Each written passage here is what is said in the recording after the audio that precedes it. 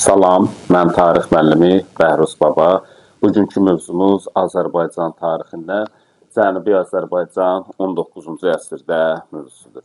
Bilirik ki, 1828-ci ildə imzalanan Türkmənçay müqaviləsinə əsasən Azərbaycan torpaqları rəsmən iki hissəyə bölünmüşdür. Şimali Azərbaycan və Cənubi Azərbaycan. Şimali Azərbaycan torpaqları Rusiya imperiyasının tərkibində, Cənubi Azərbaycan torpaqları isə Qacarlar dövlətinin tərkibində olmuşdur.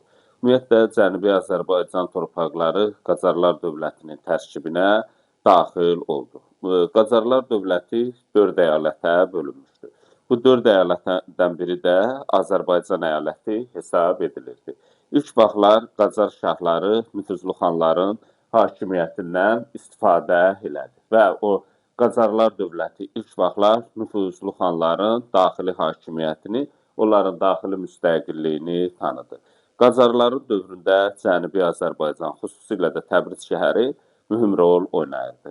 İranda Qacarlar sülaləsi 1796-cı ildən 1925-ci ilə qədər hakimiyyətdə olub.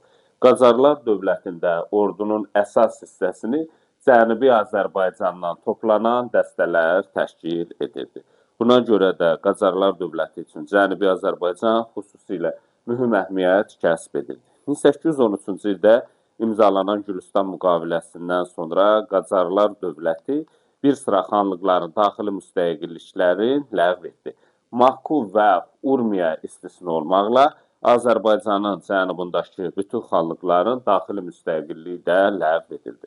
Qacarlar dövlətində Fətəli Şah 1797-1834-cü ildə hakimiyyətdə olmuşdur. Fətəli Şahın dövründə Təbriz şəhəri Qacarlar dövləti üçün mühüm rol oynayırdı. Və Təbriz şəhəri Qacarlar dövləti üçün səltənət evi, vəliəhdin əyləşdiyi yer hesab edilirdi. Şahın gələcək nümayəndəsi Təbriz şəhərində əyləşirdi. Və buna görə də Təbriz Qacarlar dövləti üçün mühüm əhəmiyyət kəsb edirdi. Hətta Qacarlar dövlətində olan xarici diplomatik nümayəndəliklər də Təbriz şəhərində yerləşirdi. Qacarlar dövləti bir növ Təbrizə xüsusi diqqət yetirirdi. Gələcək vəliəhd Təbrizdə əyləşirdi. Əyalətləri isə bir növ vəliəhd yox, vali idarə edirdi. Ancaq vali də Qacarlar dövlətində şahın yaxın adamlarından vəzifəyə təyin edilirdi. Şahın yaxın adamlarından vəzifəyə təyin edilməsi Cənubi Azərbaycanda Qacarlara qarşı narazılığın baş verməsinə gətirib çıxardırdı. 19-cu əsrdə Qacarlar dövlətində əhalinin sosial-iqtisadi vəziyyəti necə idi? Əhali əsasən bu dövrdə əhalinin böyük əksəriyyəti kəndlər təşkil edirdi. Ümumiyyətlə, bu dövrdə Cənubi Azərbaycanda əhalinin sayı 2 milyon nəfərə çatırdı. Onun 1/4 şəhərlərdə, böyük əksəriyyəti isə 75% isə kəndlərdə yaşayırdı. Əhalinin başlıca məşğuliyyəti əkinçilik və maldarlıq idi. 19-cu əsrin 50-70-ci illərində Cənubi Azərbaycan Qacarlar dövlətinin, yəni İranın əsas taxılçılıq və heyvandarlıq bazası hesab edilirdi. 19-cu əsrdə İranda da artıq kapitalist münasibətlərin inkişafı üçün şərait yaranmışdı. 19-cu əsrdə Cənubi Azərbaycan artıq İngilis və Rus kapitalı da nüfuz edirdi. Bir sıra sahələrdə İngilis və Rus kapitalının möhkəmlənməsi prosesi baş verirdi.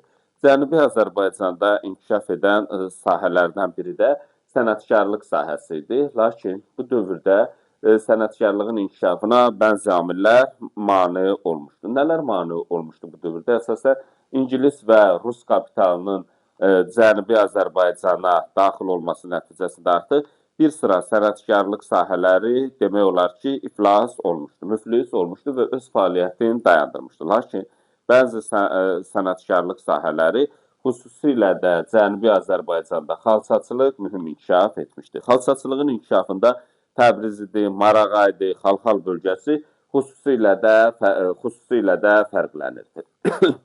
Cənubi Azərbaycanda dedik, əhalinin böyük əksəriyyəti kəndlərdən ibarət idi. Cənubi Azərbaycanda əhalinin yuxarı təbəqəsini isə xanlar, iri mülkədarlar, və ruhanilər də əhalinin yüksək təbəqəsində mühüm rol oynayırdılar. Cənubi Azərbaycanda iri mülkədarların əlində kifayət qədər geniş torpaq sahələri vardı. Artıq bəzi kəndlər torpaqlarını itirmişdilər. Bununla yanaşı bəzi kəndlər də torpaqları icarəyə götürürdülər və becərirdilər. Həmin kəndləri isə yardar kəndlər və yaxud da ümumilikdə bunları yardarlar adlandırırdı. Bu dövrdə Cənubi Azərbaycanda torpaq sahələrinin mülkədarların əlində olması, bəzi kəndlərin torpaqsızlaşması, bunun nəticəsində Cənubi Azərbaycan kəndləri bir sıra ərazilərə kəsbkarlığa gedirdilər. Kəsbkarlıq nədir? Bir yerdən digər yerə mövsümi işlərə gedən fəhlələrə kəsbkarlar adlandırılırdı. Cənubi Azərbaycandan da fəhlələr Şimali Azərbaycana, Volqa boyuna, Şimali Qafqaz, ümumiyyətlə Rusiyanın müxtəlif müstəmləkələrinə gedirdilər. Bu dövrdə Cənubi Azərbaycanda bir sıra vergi və torpaq mülkiyyət formaları da vardı. Cənubi Azərbaycanda əsas torpaq mülkiyyət forması torpaq pulu idi. Torpaq pulu Cənubi Azərbaycanda məhsulun onda bir hissəsini təşkil edirdi. Bu da malcəhət və üşür vergisinə oxşayırdı. Bu Cənubi Azərbaycanda Qacarlar dövlətində 19-cu əsrdə olan vergilərdən biri də baş pulu vergisi idi. Baş pulu vergisi maldarlardan alınırdı. Hər baş malqaraya görə alınan vergi idi. Qapı pulu isə malqaraların otlaqda otarılmasına görə alınan vergi idi. Və otlaqdan istifadəyə görə alınan vergi idi. Bu Cənubi Azərbaycanda isə bu vergisi müxtəlif vaxtlarda, Şimali Azərbaycanda müxtəlif vaxtlarda Çöpbaşı və Çobanbəyi adlanmışdı. Ümumiyyətlə, bu dövrdə Qacarlar dövlətində 20-yə qədər vergi növü vardı. Həmçinin bu dövrdə bir sıra torpaq mülkiyyət formaları da vardı. Əsas torpaq mülkiyyət forması xalisə torpaqları idi. Xalisə torpaqları dövlətə məxsus torpaqlardır. Bunlar bu torpaqlara iri məmurlar nəzarət edirdilər. Bu torpaqlar icarəyə verilirdi və məmurlar tərəfindən idarə edilirdi. Lakin xalisə torpaqları yaratma salda olduğu üçün 1886-cı ildə şah bu torpaqların satılması haqqında fərman verdi. Bu dövrdə xidmət müqabilində, mülki və hərbi xidmət müqabilində verilən torpaqlar tüyül torpaqlar adlanırdı. Bu dövrdə mövcud olan torpaqlardan biri də mülk və yaxud da ərbabi torpaqlardır. Bu Cənubi Azərbaycanda iri mülkədarların xüsusi torpaqları mülk və yaxud da ərbabi adlandırılırdı. Cənubi Azərbaycanda becərilən torpaqların böyük əksəriyyəti təxminən 60%-dən çoxu mülk və ərbabi torpaqlarının hesabına daxil idi. Bu torpaqlara aid idi. Bu torpaqlar irsi keçirdi. Bəqi isə dini idarələrə məxsus olan torpaqlardır. Xırdamalik isə Cənubi Azərbaycanda kəndlərin cüzi bir hissəsinin torpaq sahələri olurdu, kəndlərin. Bu torpaqlar isə xırdamalik torpaqlar adlandırılırdı. Xırdamalik torpaqlar isə ən çox Urmiya əyalətində təsadüf edilirdi. Bu dövrdə mövcud olan torpaq mülkiyyət formalarından biri də ilahati torpaqlardır. İlahati torpaqları ayrı-ayrı tayfalara hərbi xidmət müqabilində verilirdi. Ayrı-ayrı tayfalara. Bu torpaqlar əsasən otlaq sahələrindən ibarət olurdu. Ümumiyyətlə, 19-cu əsrdə Qacarlar dövlətinin yeritdiyi siyasət Cənubi Azərbaycanda və İranın Qacarlar dövlətinin bir sıra ərazilərində xalq hərəkatına da səbəb oldu. Xalq hərəkatının səbəbi nə idi? Bu dövrdə feodalizmin böhranı ilə bağlı idi. Artıq Qacarlar dövlətinə xarici kapitalın, xüsusilə İngilis və Rus kapitalının daxil olması əhalinin vəziyyətini kəskin şəkildə ağırlaşdırdı. Buna qarşı da 19-cu əsrdə artıq ortalarından başlayaraq antifeodal hərəkatı baş verməyə başladı. Bu dövrdə baş verən hərəkatlardan biri də Babillər hərəkatı idi. Babillər hərəkatı 1848-1852-ci ildə baş vermişdi. Babillər hərəkatı dini təlimidir. Bunun ən görkəmli nümayəndəsi və rəhbəri Seyid Əli Məhəmməd olmuşdu. Babillər hərəkatı əsasən kəndli və sənətkarlar arasında geniş yayılmışdı. Bu hərəkatda əsasən xarici kapitala, məmurların özbaşınalığına qarşı yönəlmişdi. Kəndli və sənətkarlar əsas hərəkət verici qüvvəsi olsa da, hərəkətdə tacirlər, hətta tacirlər də iştirak edirdilər. Ruhanilər də bu hərəkatda mühüm rol oynayırdılar. Babillər hərəkatının Cənubi Azərbaycanda ən böyük üsyanı Zəncan şəhərində baş vermişdi.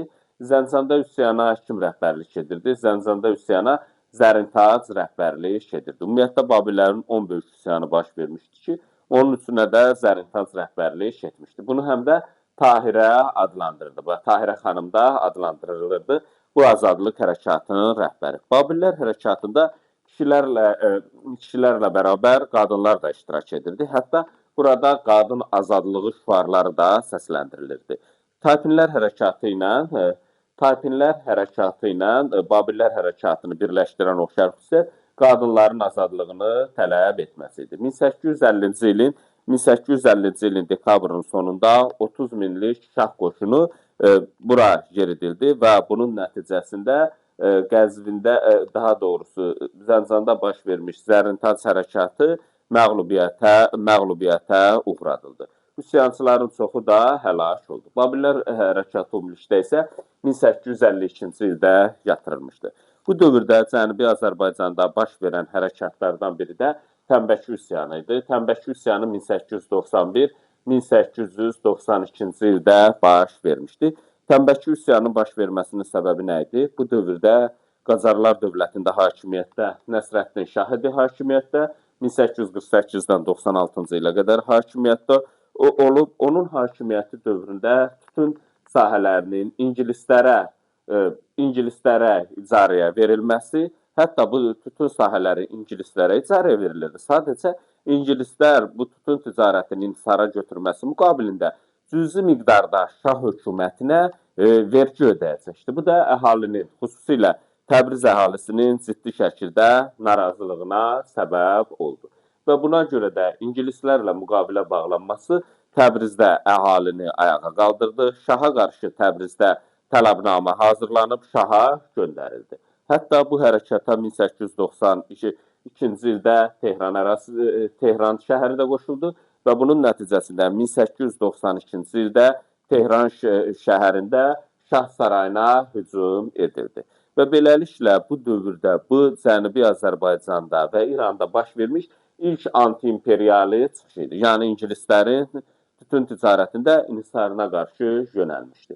Və beləliklə Şah məcbur olub Tablotla bağlanan ticarət müqaviləsini 1892-ci ildə ləğv etmək məcburiyyətində qaldı. Bu anti-imperialist çıxışında kimlər mühüm iştirak edirdi? Əsasən ticarət burjaziyası öz mənafeyini müdafiə etmək üçün daha çox iştirak edirdi.